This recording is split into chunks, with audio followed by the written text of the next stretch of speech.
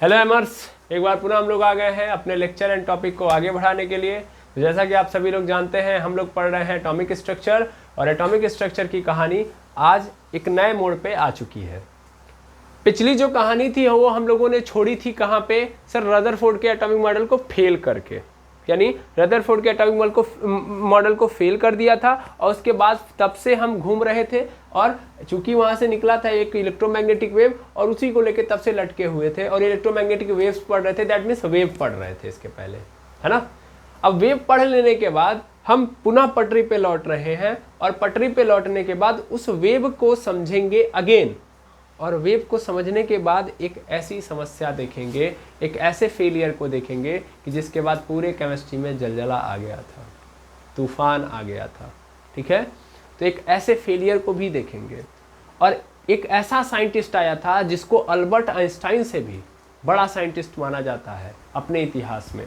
ठीक है, ये एक ऐसी कहानी स्टार्ट करेगा कि जो पूरे अभी तक की पूरी थ्योरी को पलट के रख देगा। तो कुर्सी की पेटी बांध लीजिए क्योंकि मौसम बदलने वाला है। तो चलिए स्टार्ट करते हैं। तो सबसे पहले कनेक्ट करते हैं कि कहाँ थे और कहाँ से आए हैं और कहाँ पे जाना है। ठीक है ना, रास्ता क्लियर होना चाहिए। तो मेनली हम लोगों ने पढ़ा था कि ये हमारा इलेक्ट्रॉन है भाई साहब, कहाँ पे रहता है? न्यूक्लियस के बाहर। कहाँ पे रहता है? न्यूक्लियस के बाहर। और ये इलेक्ट्रॉन क्या करता है? कंटिन्यूअस चक्कर लगा रहा होता है सर्कुलर पाथ में। ये मैंने नहीं बोला था, मैंने बोला ही नहीं, ये किसने बोला था? रदरफोर्ड साहब ने, रदरफोर्ड साहब ने। ठीक है ना, तो रदरफोर्ड साहब ने बोला कि सर्कुलर पाथ में इलेक्ट्रॉन चक्कर लगाता है। और जब मैंने इस इलेक्ट्रॉन को सर्कुलर पाथ में चक्कर लगाते हुए देखा, तो मैंने नहीं देखा, मैंने बिल्कुल नहीं देखा। किसने देखा? जेम्स मैक्सवेल साहब ने देखा। जेम्स मैक्सवेल चाचा ये आए और इन्होंने देखा। ठीक है, जेम्स मैक्सवेल चाचा। अब इन चाचा ने क्या देखा कि जब इलेक्ट्रॉन सर्कुलर पाथ पे मोशन करेगा तो उस कंडीशन में ये तीन चीजें निकाल के देगा। पहली चीज इसके पास इलेक्ट्रिक फील्ड होगी, दूसरी चीज इसके पास मैग्नेटिक फील्ड होगी, और तीसरी बात इन्होंने बोला कि एक्चुअल में इसकी एनर्जी कंटिन्यूअसली क्या हो रही होगी? डिक्रीज हो रही होगी। दैट मीन्स इलेक्ट्रोमैग्नेटिक वेव के फॉर्म में इसकी एनर्जी बाहर भाग रही होगी। समझ में आ रहा है? क्यों? क्योंकि जब इलेक्ट्रॉन सर्कुलर पाथ पे मोशन करेगा तो एक इलेक्ट्रॉन क्या होगा? एक्सीलरेटेड होगा। एक्सीलरेटेड क्यों होगा? क्योंकि बार बार उसका जो डायरेक्शन है वो चेंज हो रहा होगा। मान लो ये क्या है, यहाँ पे इलेक्ट्रॉन है, तो बार बार क्या होगा? पहले इधर जाना चाहेगा, फिर यहाँ पे आया तो इधर जाना चाहेगा, यहाँ पे पहुंचा तो इधर जाना चाहेगा, यहाँ पहुंचा तो इधर जाना चाहेगा, यहाँ पहुंचा तो इधर जाना चाहेगा। ऐसे ही तो मोशन चल रहा होगा। तो बार बार इसकी डायरेक्शन क्या हो रही है? चेंज। और बार बार डायरेक्शन अगर चेंज हो रही है किसी की, भले ही स्पीड कांस्टेंट है, तो इसका मतलब क्या है? वो एक्सीलरेटेड है। और एक्सीलरेटेड चार्ज पार्टिकल तीन तरीके की फील्ड बनाता है, इलेक्ट्रिक फील्ड, मैग्नेटिक फील्ड, और तीसरा क्या निकालता है? Electromagnetic wave.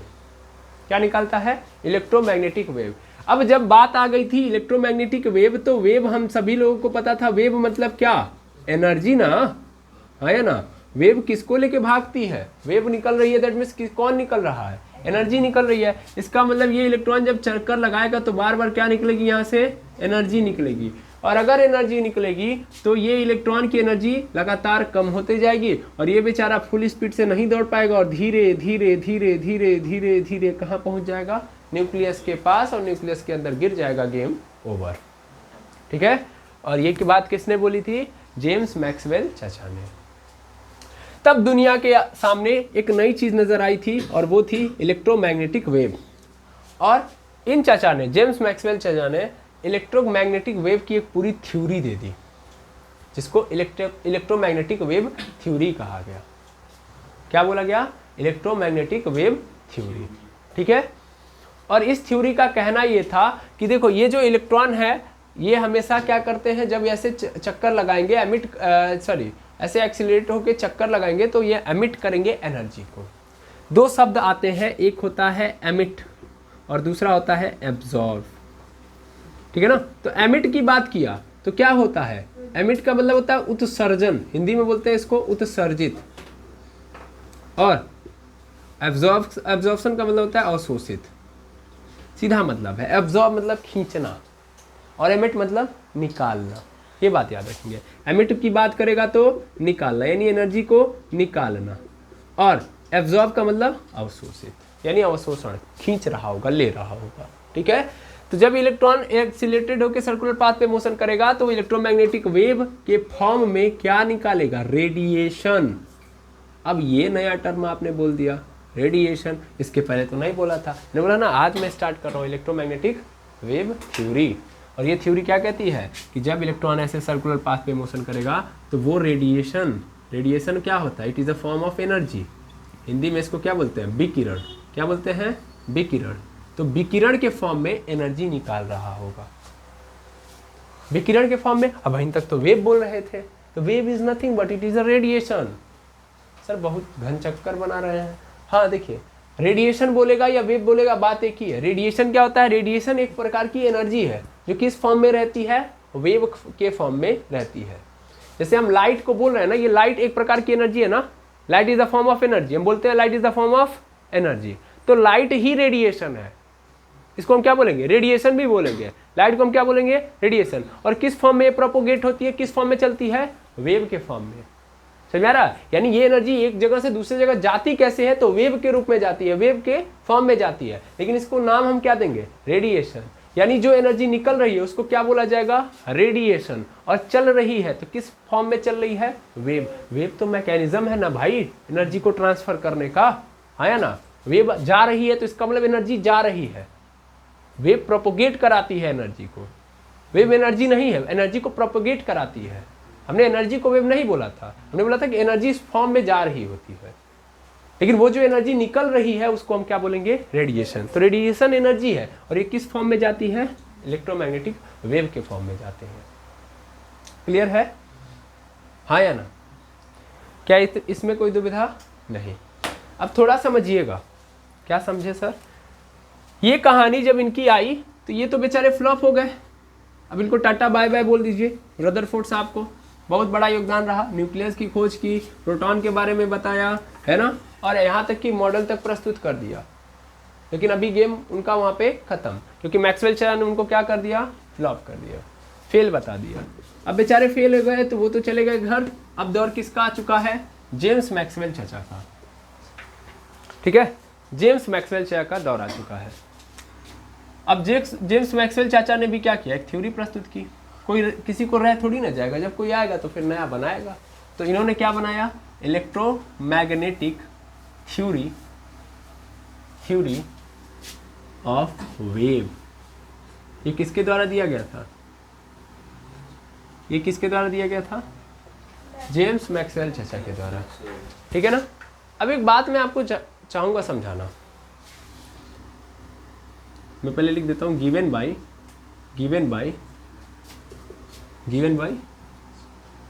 James Maxwell. जानते हैं पूरी लड़ाई चल रही थी अभी इसके पहले। अगर रदरफोर्ड साहब तक के ज़माने को देखें तो रदरफोर्ड साहब के ज़माने तक लड़ाई इस बात के लिए चल रही थी कि एटम का मॉडल कैसा है। लेकिन जब उन्होंने इलेक्ट्रॉन को एक्सीलरेटेड कर दिया और जेम्स मैक्सवेल साहब ने अलग से ये थ्योरी दी थी इलेक्ट्रोमैग्नेटिक वेव की, तो मैं आपको ये समझाना चाहूँगा कि ये दोनों अलग अलग फील्ड की थ्योरीज थी। क्या बात कर रहे हैं? हाँ, ये दोनों अलग फील्ड की थ्योरी है। ये जो थ्योरी थी एक्चुअल में एटॉमिक स्ट्रक्चर के लिए थोड़ी ना दी गई थी। समझ पा रहे हैं? ये एटॉमिक स्ट्रक्चर के लिए नहीं दी जा रही थी। एक्चुअल में पूरा लोचा उस समय उस दुनिया में इस बात को लेके चल रहा था कि जो ये लाइट आती है वो लाइट का नेचर क्या है, वो पार्टिकल है कि वेव है।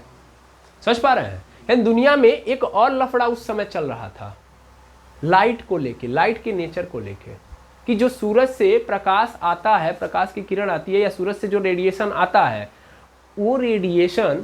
वो रेडिएशन किस नेचर का है? पार्टिकल का है कि वेव का है?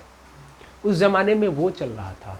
समझ में आ रहा है? एटॉमिक स्ट्रक्चर तो साइड में चल रहा है, खोज चल रही है, और इधर ये भी लफड़ा चल रहा है। यानी दो लफड़े हैं यहाँ पे। समझ में आ रहा है?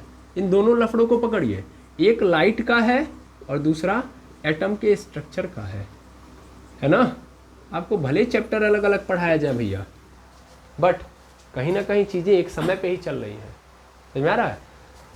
तब लाइट यानी प्रकाश का लफड़ा क्या था? प्रकाश का लफड़ा ये था कि प्रॉब्लम ये थी कि हम इस बारे में काम कर रहे थे कि भैया ये प्रकाश आखिर किसका बना है। हर चीज किसी ना किसी चीज से मिलके बनी है। जैसे ये मेरा फोन है, सपोज कर लेना, ये मेरा फोन है, मेरा नहीं है, किससे बना होगा? पार्टिकल से मिलके बना होगा, हाँ या ना। यहाँ पे मार्कर है, किससे मिलके बना होगा? पार्टिकल से मिलके बना होगा। हर एक चीज जो आप अपने आसपास देख पा रहे हो वो किसी ना किसी चीज से मिलके बनी है।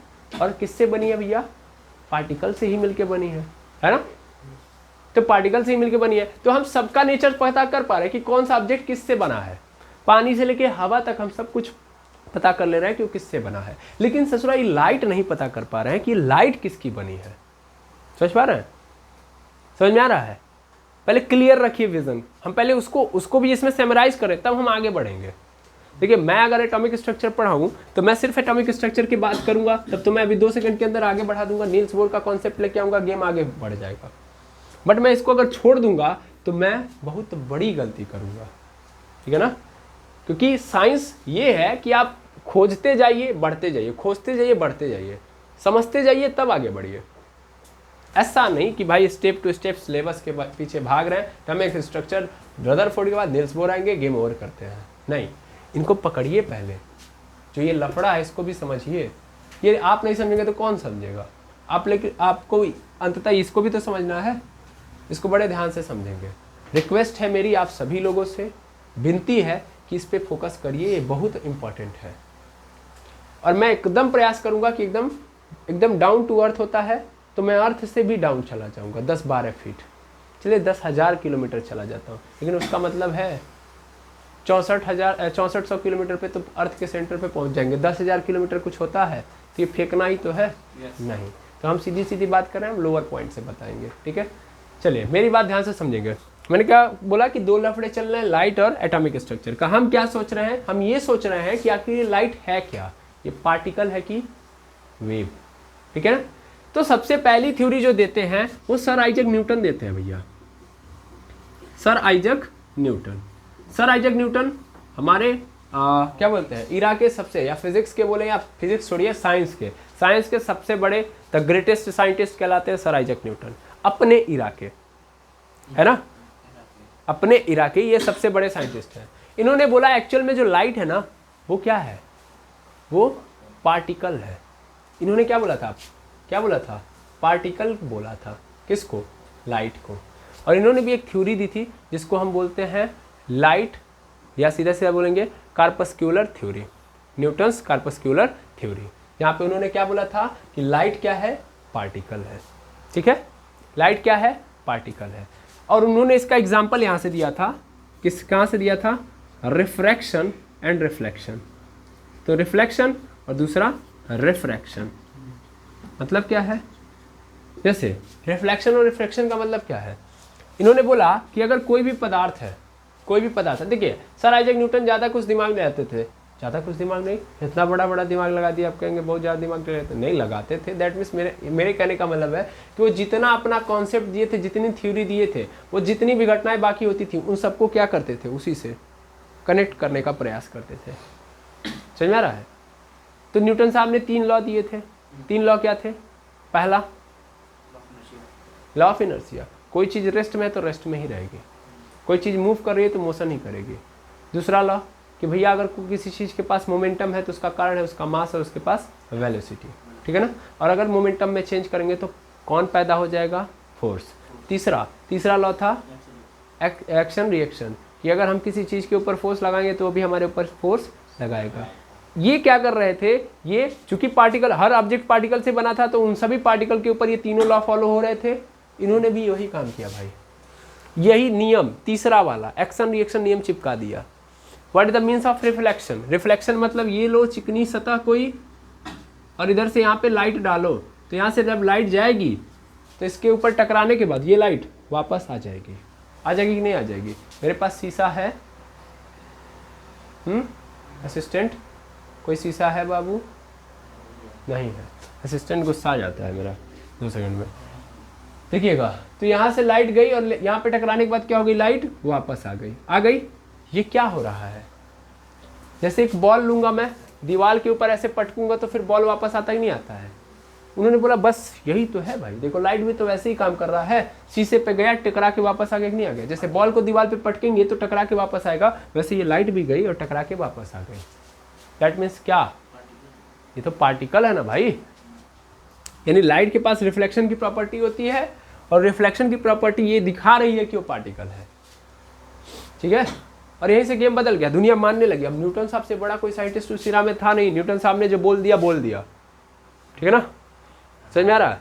इनसे बड़ा कोई हार्ड है ही नहीं, बहुत बड़े आदमी हैं, बात खत्म, गेम ओवर। अब अलग अलग साइंटिस्ट अपनी अपनी थ्योरी बनाएंगे, लेके आएंगे, लेकिन उनको बहुत ज़्यादा टाइम देना पड़ेगा, बहुत ज़्यादा प्रूफ देना पड़ेगा, तब जाके वो न्यूटन साहब की थ्योरी फेल करेंगे। पहले न्यूटन साहब की एक और कमी भी थी, मैं आपको बताऊं कि न्यूटन साहब कभी भी कोई थ्योरी देते थे तो डरते भी थे, वो फेलियर से बड़ा डरते थे। समझ पा रहे हैं, उनको डर रहता था कि कहीं हम फेल ना हो जाए, जो थ्योरी हम दे रहे हैं वो फेल ना हो जाए। और न्यूटन साहब की एक सबसे बड़ी चीज़ मैं बताऊं तो क्लासिकल फिजिक्स में उन्होंने बड़ा योगदान दिया, और उनका पूरा का पूरा जो नेचर रहा है वो ऐसा नेचर रहा है कि वो ज़्यादातर हर लॉ को या हर घटना को सिर्फ और सिर्फ किससे कनेक्ट करते थे, अपने दिए गए नियमों से। और एक सच्चाई ये भी जान लीजिए कि न्यूटन साहब के 3 नियम ही पूरे आधे फिजिक्स को चला रहे होते हैं। समझ में आ रहा है, आधी फिजिक्स पूरे साइंटिस्ट चलाएंगे, आधी फिजिक्स न्यूटन साहब चलाते हैं। समझ में आ रहा है, इसलिए बहुत बड़े साइंटिस्ट हैं, ठीक है, क्लियर है, ठीक। तो मेनली यहां से ये सिद्ध हो गया कि ये क्या है, पार्टिकल नेचर रखता है, ओके, यानी पार्टिकल नेचर है, इसके पास क्या है, पार्टिकल। यानी सीधा सीधा ये पता चल गया कि लाइट जो है छोटे छोटे पार्टिकल से मिलके आई है, ठीक है। लेकिन बाद में लफड़ा यहां से स्टार्ट हो गया कि अगर ये पार्टिकल नेचर में है, पार्टिकल है, तो आखिर यार सन से लाइट अर्थ तक आ कैसे रही है, बीच में तो कोई पार्टिकल है नहीं, और अगर वो खुद पार्टिकल है तो बीच में हम क्यों उसको वैक्यूम बोलते हैं, आखिर वो नजर क्यों नहीं आता है। मेरी बात समझ पा रहे हैं, मैंने क्या बोला, मान लो ये सन है, इसको समझो, बहुत इंपॉर्टेंट है, ये क्या है, अर्थ है, और बीच में हम कहते हैं कि कोई भी कण नहीं है, तो सन की लाइट अगर रेज पार्टिकल है तो ये खुद भी तो अपने आप में क्या है, पार्टिकल है ना। लेकिन यहाँ पे ये पार्टिकल किसी भी प्रकार का इफेक्ट नहीं डालते हैं। समझ में आ रहा है, किसी भी प्रकार का इफेक्ट डालते हैं ये पार्टिकल जैसा, यहाँ पे तो कोई नेचर ही नहीं शो कर रहे हैं। समझे कि नहीं समझे, जैसे अर्थ है भाई, तो हम ये मानते हैं ना कि अर्थ के चारों ओर एटमॉस्फेयर है, और एटमॉस्फेयर के बाहर जाएंगे तो किसी भी प्रकार का कण नहीं मिलेगा, इसको हम क्या बोलते हैं, वैक्यूम बोलते हैं। क्या बोलते हैं, वैक्यूम। हिंदी वाले जानते हैं इसको, निर्वात। यहाँ पे किसी भी प्रकार का कण नहीं पाया जाता है। तो ये सन का कण कैसे पाया जाने लगा, सन से जो रेज निकल रही है वो कैसे एक कण हो गई, वो कण नहीं है ना। बाद में फिर हाइगेंस नाम के एक साइंटिस्ट आते हैं, वो भी थ्योरी बताते हैं। फिर ले दे के कौन आ गए, जेम्स मैक्सवेल साहब। तो बहुत सारी थ्योरियां हैं, उस पर ज़्यादा बात नहीं कर सकते हम, उस पर ज़्यादा बात करने तो एटॉमिक स्ट्रक्चर कुछ दिन के लिए बंद करना पड़ेगा, ठीक है ना, डब्बे के अंदर पैक करना पड़ेगा एटॉमिक स्ट्रक्चर को, तो फिर आप लोग नाराज हो जाएंगे, पढ़ा रहे थे कुछ और, अब पढ़ाने लगे कुछ और। समझ में आ रहा है, तो हम नाराजगी नहीं चाहते हैं, हम चाहते हैं अपना काम सीधा सीधा चलते रहे। तो कौन आते हैं, जेम्स मैक्सवेल साहब। बीच में बहुत साइंटिस्ट आते हैं, उन पे बात नहीं अभी फिलहाल में करेंगे, अभी फिलहाल में हम जेम्स मैक्सवेल साहब की बात करते हैं। जेम्स मैक्सवेल साहब आते हैं और वो डिनोट करते हैं कि एक्चुअल में ऐसा नहीं है, क्योंकि देखिए ये 2 घटनाएं तो इन्होंने बोल दिया कि पार्टिकल नेचर से शो कर रही है, कुछ और भी घटनाएं हैं, जैसे डिफ्रैक्शन, समझिएगा ध्यान से, पोलराइजेशन, ठीक है ना, डिफ्रैक्शन हो गया, पोलराइजेशन हो गया, वो पार्टिकल नेचर शो नहीं कर रही थी। अब वो क्या होती है वो हम देख लेंगे बाद में। यानी वो पार्टिकल कभी नहीं कर सकता, डिफ्रैक्शन नहीं कर सकता, पोलराइजेशन नहीं कर सकता, लाइट कर रही है, इसका मतलब लाइट क्या नहीं है, पार्टिकल नहीं है। अगर ये 2 चीजें क्या प्रूव हो रही कर रही हैं कि पार्टिकल नेचर है, लेकिन इसके अलावा और भी प्रकाश के द्वारा घटनाएं होती थी, प्रकाश आ रहा था तो घटनाएं हो रही थी, तो वो ये नहीं शो कर रहा था कि वो पार्टिकल नेचर है, क्योंकि एक पार्टिकल कभी डिफ्रैक्शन नहीं कर सकता, एक पार्टिकल कभी पोलराइजेशन नहीं कर सकता। अगर आपको ज़्यादा क्यूरियोसिटी है तो एक बार जाके आप चेक कर सकते हैं डिफ्रैक्शन एंड पोलराइजेशन। मैं चाह रहा हूँ कि अभी उस पर घुसेंगे तो टाइम वेस्ट होगा, अभी मैं नहीं चाहता कि आप एकदम घुस जाएं। इतना याद रखिए कि डिफ्रैक्शन और पोलराइजेशन एक ऐसी घटना थी, और इंटरफेरेंस भी है, इंटरफेरेंस, पोलराइजेशन, डिफ्रैक्शन, 3 याद रखिए, इंटरफेरेंस, पोलराइजेशन एंड डिफ्रैक्शन। मैं लिख दे रहा हूँ, इंटरफेरेंस, पोलराइजेशन एंड डिफ्रैक्शन। ये 3 ऐसी घटनाएं थी जिसने क्या कर दिया, फेल कर दिया किस थ्योरी को, कार्पस्क्यूलर थ्योरी को। सर आइजैक न्यूटन की कौन सी थ्योरी को फेल कर दिया, पार्टिकल नेचर की थ्योरी को फेल कर दिया, ठीक है, इन तीनों ने। और इन तीनों ने शो किया कि एक्चुअल में ये तीनों की तीनों क्या है, तीनों घटनाओं ने बताया कि एक्चुअल में जो लाइट है वो क्या है, वेव है। एक्चुअल में लाइट क्या है, वेव है, क्योंकि एक वेव ही ऐसी घटना दिखा सकती है। ये तीनों की तीनों घटनाएं किसमें हो सकती हैं, केवल और केवल वेव में। तो यहाँ से ये पता चल गया कि ये वेव है। अब वेव है तो कौन सी वेव है भाई, वेव तो दो टाइप की होती हैं, एक मैकेनिकल और एक इलेक्ट्रोमैग्नेटिक वेव। मतलब देखो यहाँ पे भी समस्या क्या स्टार्ट हुई कि अगर ये तीनों घटनाएं हो रही है केवल वेव में हो रही है, तो वेव को चलने के लिए किस चीज़ की जरूरत है, मीडियम की जरूरत है। अब बीचवा में तो कोनो मीडियम है ही नहीं है, तो कैसे चल रही है, इसलिए नया नाम रखा गया इलेक्ट्रोमैग्नेटिक वेव। ठीक है, समझ में आ रहा। तो मैंने यहाँ पे गलत लिख दिया, electromagnetic wave theory, wave theory. ठीक है, तो एक नई वेव बन के आई, समझ में आ गया, कहानी कनेक्ट हो गई, है ना, कनेक्ट हुई। सबसे पहले लाइट को क्या माना गया, पार्टिकल। क्यों माना गया, किसने दिया था, सर आइजैक न्यूटन ने। कौन सी थ्योरी दी थी, कार्पस्क्यूलर थ्योरी दी थी। अभी मैं लिख के दे दूंगा, पहले कहानी समझो। उसके बाद कि उन्होंने दो घटनाएं बताई थी, रिफ्लेक्शन और रिफ्रैक्शन, परावर्तन और अपवर्तन। हिंदी में इसको परावर्तन बोलते हैं और इंग्लिश में इसको अपवर्तन बोलते हैं। अरे सर हिंदी इंग्लिश का, इंग्लिश लिखा है, हिंदी लिख रहा हूँ मैं। तो परावर्तन और रिफ्रैक्शन को अपवर्तन, ये दोनों घटनाएं बता रही थी कि लाइट कैसा है, पार्टिकल नेचर शो करता है। लेकिन इंटरफेरेंस, पोलराइजेशन एंड डिफ्रैक्शन ने फेल कर दिया इस थ्योरी को और पता चला कि ये क्या है, वेव है। तो वेव में भी, वेव तो कैसे चल रही थी, हमारे वहाँ जितनी भी वेव थी मीडियम पे काम कर रही थी, बिना मीडियम के वेव काम ही नहीं करती है। तो ये कैसी वेव है, क्योंकि सन से जब कोई रेज आती है तो बीच में क्या होता है, कोई पार्टिकल नहीं होता है, तो फिर ये कैसे आ गई, बिना मीडियम के तो कैसे काम कर रही है। तब बोला गया कि एक ऐसी वेव है कि जो मीडियम पे काम करती ही नहीं है, इसलिए इनको एक अलग वेव में डाल दिया गया और इनका नाम रखा गया इलेक्ट्रोमैग्नेटिक वेव। और इलेक्ट्रोमैग्नेटिक वेव की एक थ्योरी बनी जिसको क्या नाम दिया गया, किसने दिया, जेम्स मैक्सवेल साहब ने। क्लियर है, तो हम जेम्स मैक्सवेल साहब को देखिए, हम लोगों ने लाइट में भी कनेक्ट कर लिया जेम्स मैक्सवेल साहब को। ठीक है, अब जेम्स मैक्सवेल साहब ने जो जो बातें कही हैं उनको देखेंगे हम। इसको मैं मिटाऊं, अभी आप इतना नोट कर लेंगे तो ज्यादा बेटर रहेगा। ठीक है, अब देखिए जेम्स मैक्सवेल साहब ने क्या क्या बातें कही, पहले इसको समझते हैं। तो सबसे पहली बात तो क्या उन्होंने बोला, उन्होंने बोला एक टर्म लिया, रेडिएशन। क्या लिया, रेडिएशन। जो बोला नहीं, पहले एक टर्म लिया, रेडिएशन। रेडिएशन जैसा कि मैंने बोला, ये क्या है, ये एनर्जी है। ये क्या है, एनर्जी है। हिंदी में इसको क्या बोलते हैं, विकिरण। ठीक है, और ये एनर्जी किस फॉर्म में चलती है, propagate in the form of wave. Wave के फॉर्म में चलती है, वेव के फॉर्म में प्रोपोगेट होती हैं, आगे बढ़ती हैं।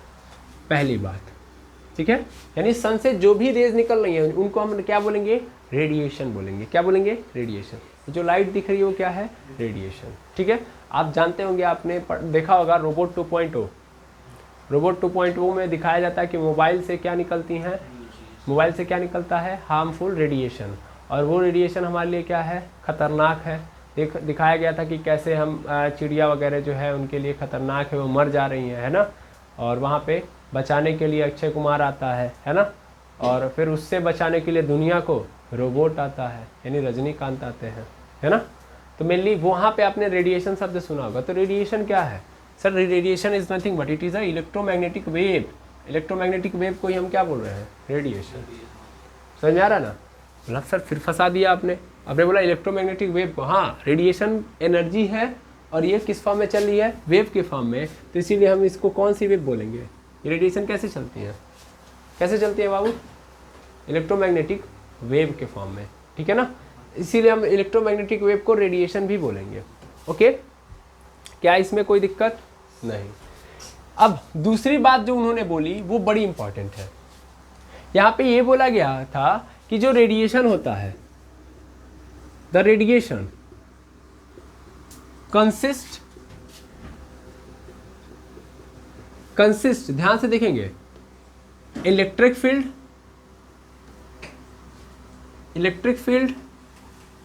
ये बहुत इंपॉर्टेंट है, ध्यान से समझेंगे। Consist of electric field and magnetic field. Consist electric field and magnetic field oscillating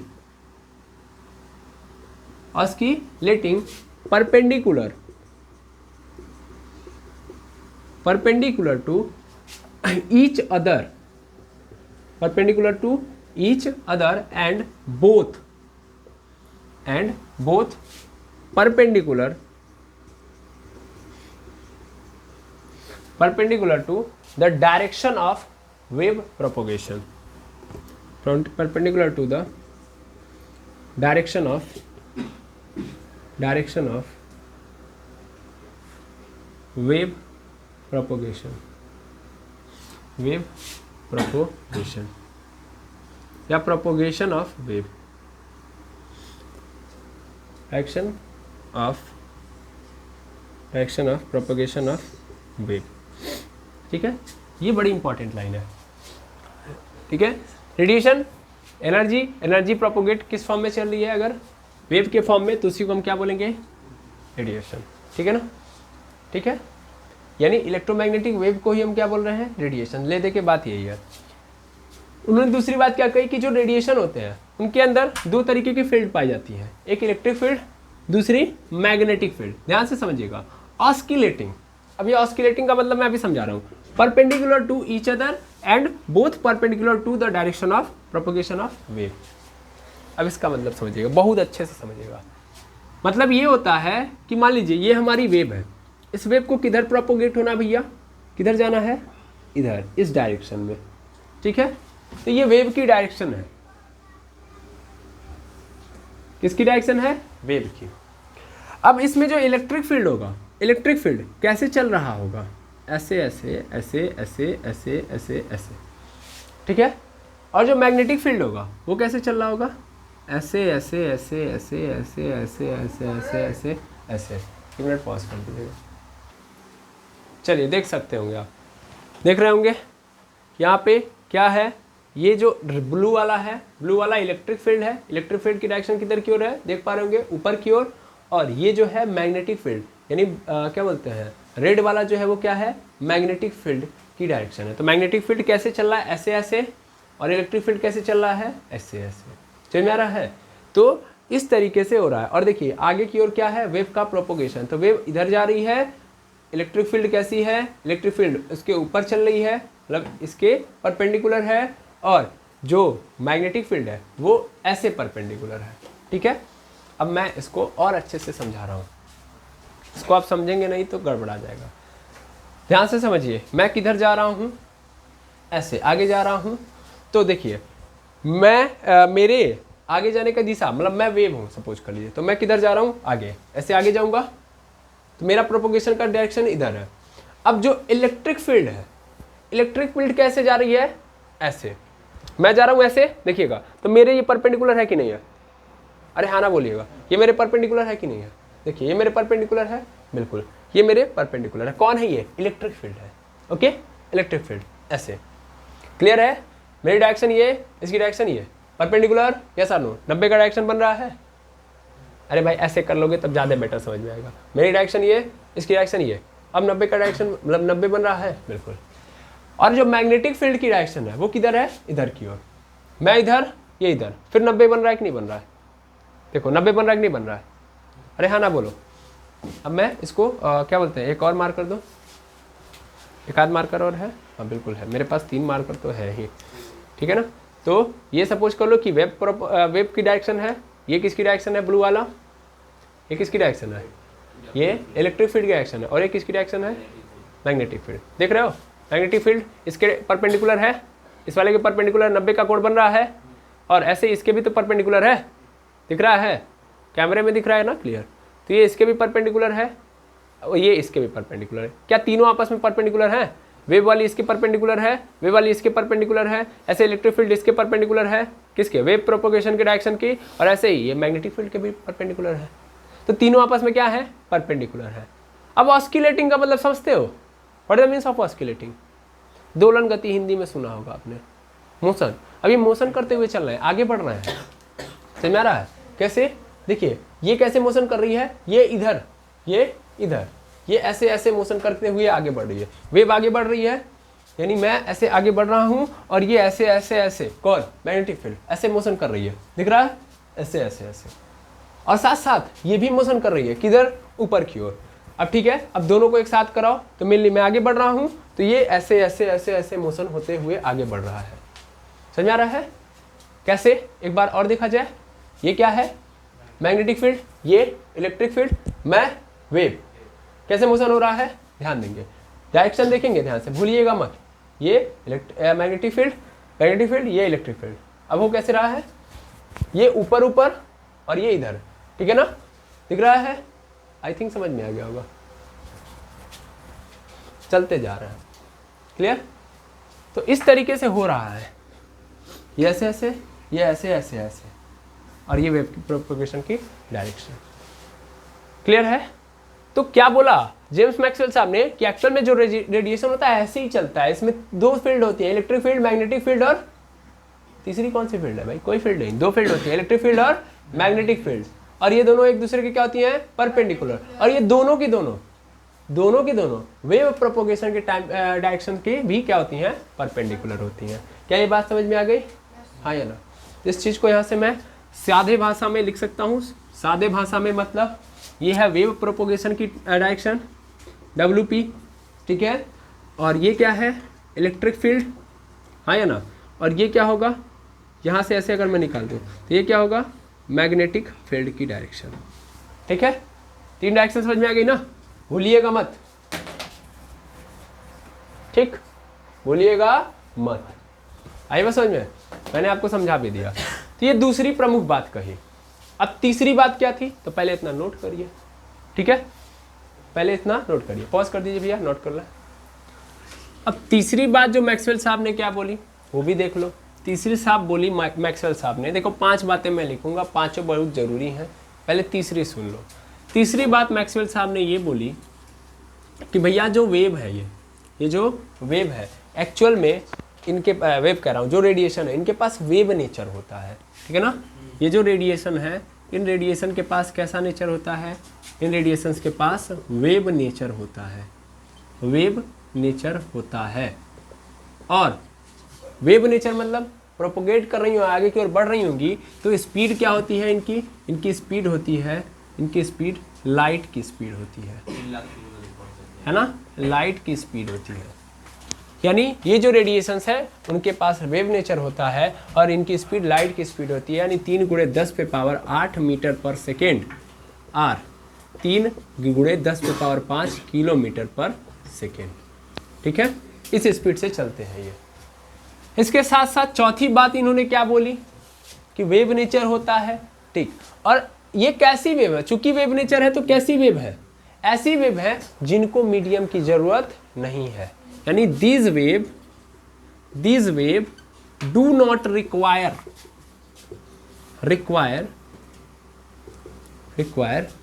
medium, ठीक है, to propagate energy,